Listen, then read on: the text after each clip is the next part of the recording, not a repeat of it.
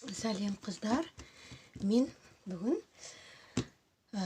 пресный дрожь қосылмаған қамырдан слоеный тесто жасап көрсетемін. Қатпарлы қамыр жасап көрсетемін.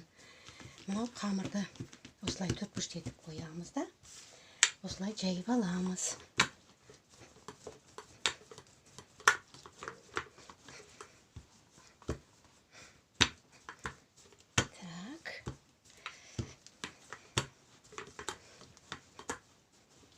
Бұл қамырда тек қана су, тұз, ұн болды.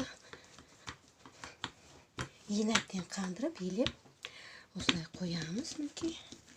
Енді жайып аламыз. Енді арасына майын саламыз.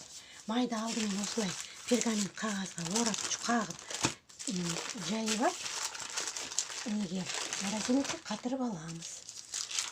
Сосын кейін оны осылай алып, сала-салғанда май болады.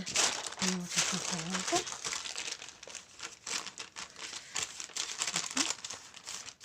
Осылай саламыз.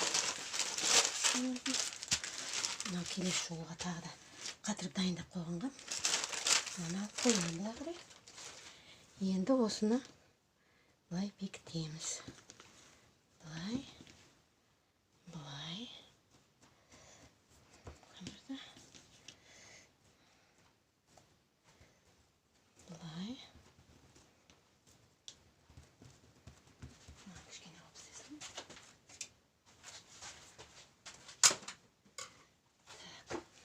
Кішкене аласайын. Енді осыны біз қазір жақсылап жаямыз. Міне қыздар, міне осылай жаямыз.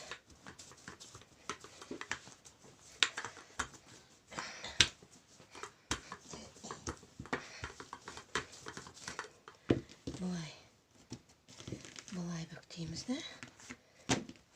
Оны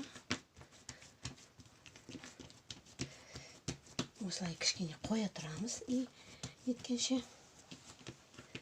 Содан кейін осылай, дәл осылай бүктеп, келесі жолы осылай 3 рет жаямыз. Міне, қазір біз бүктеп жайдық қой. Енді дәл осылай үлкен қылып жайып аламыз да. Тағы осылай 3-ке бүктеп, тағы біраз қойып қоямыз 10-15 минутқа. Одан кейін тағы да солай 3 қайтара жайып, 4-шінде оны алып қолдануға болады. Немесе морозилькаға салып қойып, керек кезінде самса, нелеріңді, печенье, жаңағы слоеный печенье, сондай пісіре салуларыңызға болады.